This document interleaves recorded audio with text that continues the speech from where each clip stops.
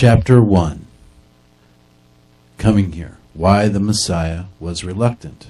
This was posted on 11/11/2013.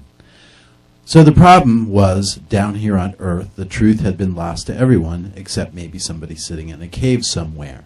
Although there were a bunch of puzzle pieces, many placed over the centuries, if not thousands of years, that could be assembled into a complete picture of the truth. In fact, one would be led to discover them all on a long journey taking 30 years. The one would be assisted by source-influenced agents along the way. Humanity was operating under an illusion in various fictions taught from birth by those that were also born into ignorance. Many of the fictions were simply to benefit those that taught them. One of the fictions is to identify original self with the body and to not follow your natural impulses, which could conflict with the objectives of the establishment. Of course, they didn't really know the truth to teach anyway. It had been lost. You see, everyone passed through the veil of forgetfulness. Part of the reason is one avoids the very unpleasant, suffering physical experience of birth.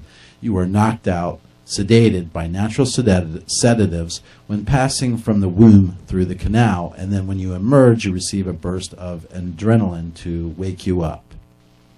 So one offered to go through wide awake without sedation to help ensure one would have a single memory to allow one to doubt the illusion enough so that one wouldn't get caught up in it permanently and one would know the truth of a greater reality from direct experience. So when one was coming here, one dreaded it in like a major way because it was a very unpleasant experience. The awake birth experience was bad enough, but also the planet was dominated by a source-disconnected consciousness, which used brute force and fear to control. This was what one was up against. As it relates to intangibles and property transfer theory, we might say that one's primary abode moved from the quantum realm to the relative realm. It is important to realize that everyone gets off the hook a little bit because we were all born into a world of fiction. But now that one is here delivering intelligence, there is no longer an excuse for ignorance.